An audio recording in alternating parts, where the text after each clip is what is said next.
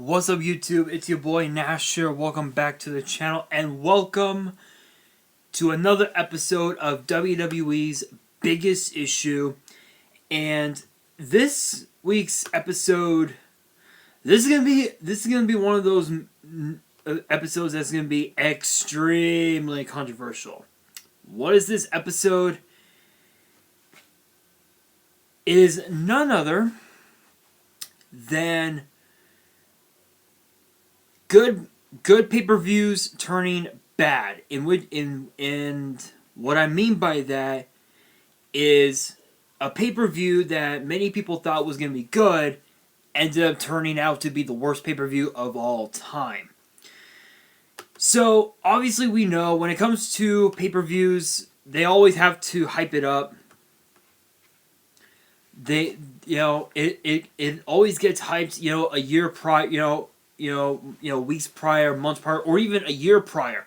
Case in point with WrestleMania 29, which took place at MetLife Stadium in East Rutherford, New Jersey, which was in the New York, New Jersey area.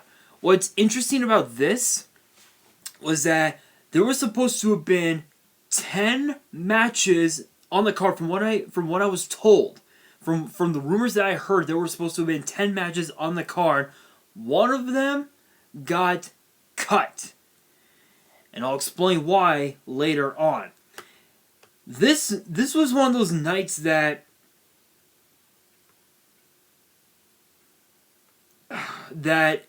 was like absolutely insane. I mean, don't get me wrong, it was a pretty decent, pay-per-view. But it was one of those pay-per-views that didn't really like do anything for WWE. I know that there were a lot of people who who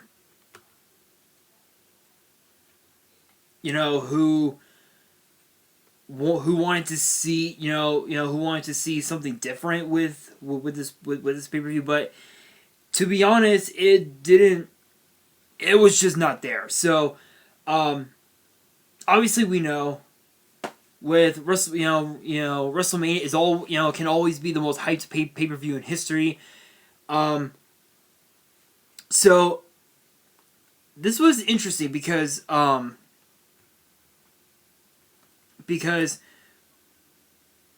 when you think about it, there were so many different variables with a pay-per-view like this.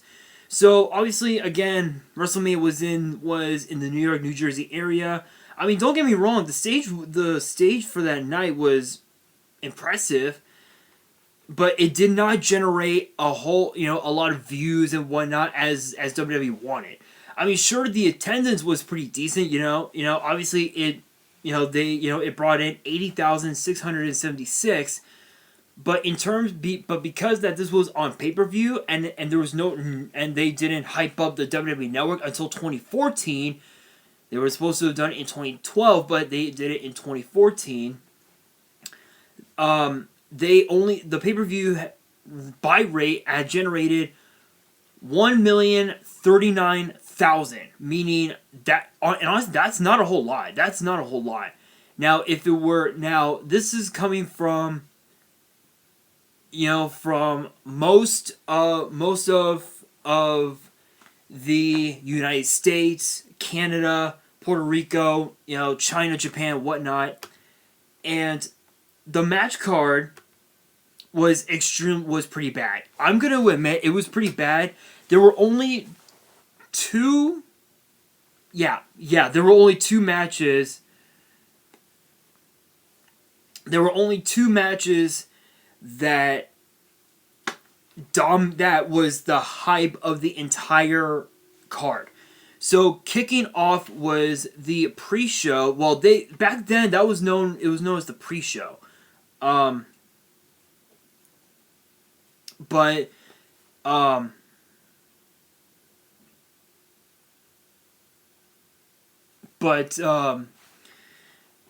It started out with The Miz defeating Wade Barrett by submission to become Intercontinental Champion. And what was interesting about that match was the fact that Miz only held the title for 24 hours. Yeah, he ended up losing the title again to Wade Barrett. And yeah, that it didn't really do anything for Miz's career. Kicking off the main card, though, we had The Shield, which was obviously Dean Ambrose, Seth Rollins, Roman Reigns, defeating The Big Show, Randy Orton, and Sheamus. Big Show bailing on his teammates. The Shield picked up the victory, and then Big Show knocked out both Orton and Sheamus. And then, of course, Mark Henry defeating Ryback in a singles match, which actually that was what made Ryback turn heel. If you guys didn't know, Ryback's match with Mark Henry was what made Ryback become a heel, and then end up challenging John Cena for the WWE Championship. In which, yeah, spoiler, John Cena beats The Rock, which I'll get to that in a second. The first match, Miz and Wade Barrett, that actually lasted 8 minutes and 15 seconds. The 6-man tag lasted 10 minutes, 35 seconds.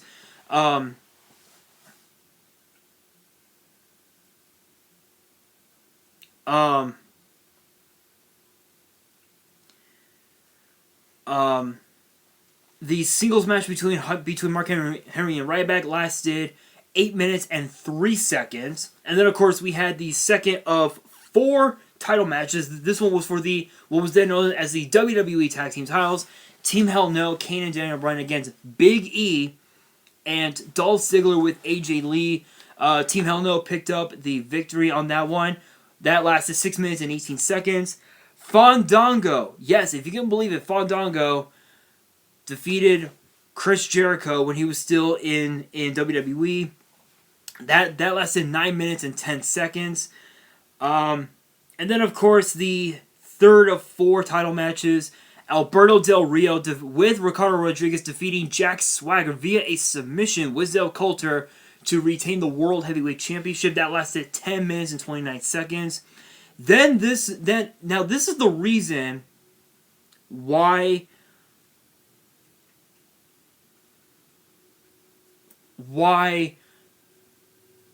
the 10th match was cut. The 10th match was supposed to have been an 8-person mixed tag. It was supposed to have been Cody Rhodes and Damian Sandow, known as Team Rhodes Scholars, and teaming up with the Bellas to take on Brodus Clay, Tensai, or Sweet Tea, I guess for that matter, and Cameron and Naomi, known as the Funkadactyls. That match was cut because of this match. The Undertaker and CM Punk with Paul Heyman in a singles match. That lasted 22 minutes and 7 seconds. Undertaker picking up that big victory, becoming 21-0. And then this match was another match that was match of the night.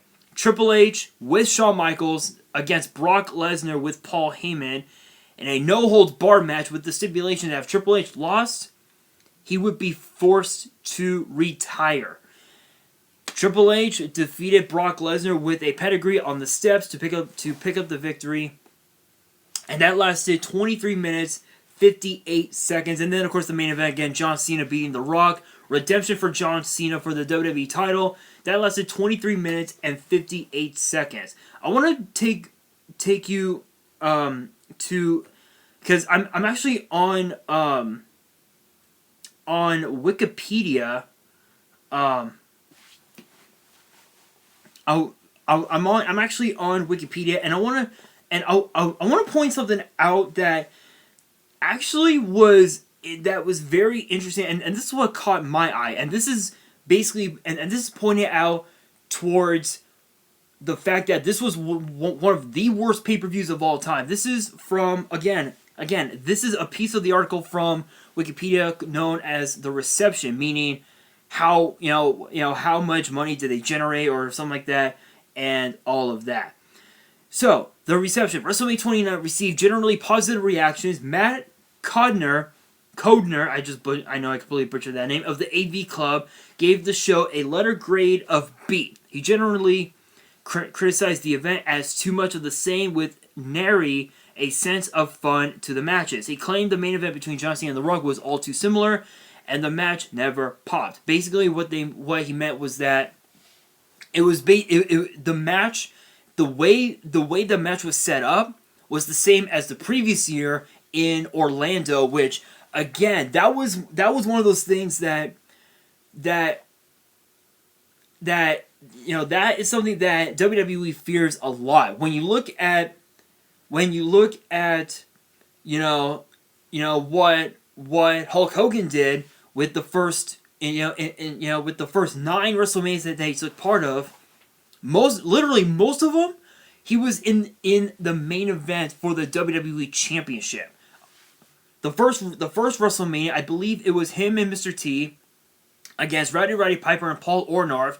T and Hogan picked up that big victory, and Hogan was still the champion at that time. That was the first time that was the first WrestleMania where the title was never defended. The second WrestleMania, he defended the title against King Kong Bundy in a steel cage match. WrestleMania 3 was, I think, against Andre the Giant. WrestleMania 4, I believe he was not the champion, so he wasn't in the match. He wasn't in that one night tournament, but he was in the main event at WrestleMania 5 against Savage, WrestleMania 6 against the Ultimate Warrior, WrestleMania 7 against Sergeant Slaughter. WrestleMania 8 was actually the second time, the third time where he was not a champion, but he was going up against Sid Justice at the time. And then WrestleMania 9, he was in a tag match, challenging for the tag titles with Brutus the Barber Beefcake against Money Inc. They may have lost that one, but Hogan ended up becoming WWE champion later on in the night, but ended up losing it to Yokozuna months later. And then, of course, too, Hogan was at WrestleMania 18 against The Rock, and then WrestleMania 19 against I think it was against Vince McMahon, actually. So yeah, so all those matches were basically the same. Hogan using the same moveset, but the big difference was that Hogan was getting bigger and bigger pops from the fans with each WrestleMania match that he was in. With this one, it was different because WrestleMania 28, it was all the hype. The match between The Rock and John Cena, it was all the hype. Even though The Rock won that match, it was all the hype. It generated so many views, so many pay-per-view buys. It was absolutely insanity. This one, it was literally the same. It was all, again, as they just said, it was all too similar. Hardly got any pops. And yeah, that was literally the worst of it. It also says here that he names The Undertaker against the match between The Undertaker and CM Punk the match of the night, which honestly I completely agree. Because it was basically career. It was basically the streak was on the line. The WrestleMania streak was on the line, and The Undertaker had to defend it no matter what. And Undertaker picked up that big victory against CM Punk, which was insanity. Which was an awesome match in my opinion. Though it came nearly an hour before the night was over, their match was the clear climax and the only true triumph of WrestleMania 29. He said, Conner claimed P. Diddy gave a spectacularly phoned-in performance, claiming, "I'll take last year's funky army of dancing mamas as led by Brodus Clay over Diddy any day of the week." He praised the announcer for doing a fine job, but said JBL stole the show during the advertisement for Power Slammer's action figures. He also praised Fandango's understated entrance, but criticized the technical problems on the live stream that caused many watching through WWE.com to miss the opening match. Canadian Online Explorer's professional wrestling section gave the entire event a rating 8 out of 10. The 6-man tag match received a 7 out of 10.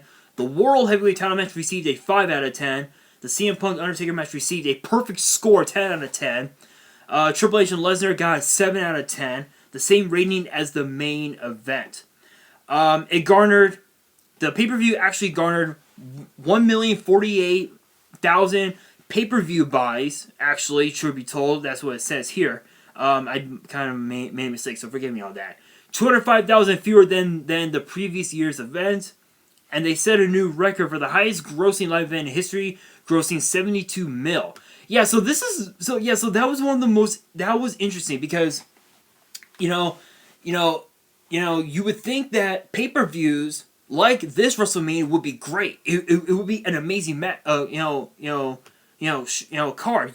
You would think, okay, Miz and Wade Barrett, okay, that'll be a great match. Shield against Big Show, Orton and Sheamus, Henry and Ryback, all these matches. You would think, okay, these are good.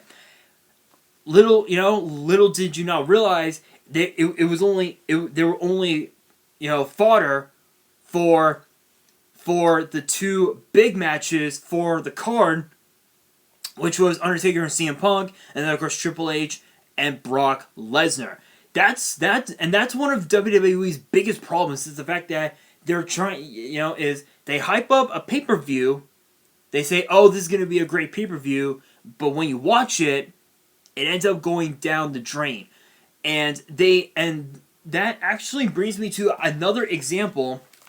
When you go back to last year's WrestleMania, where we had a total of almost 20 matches on the card.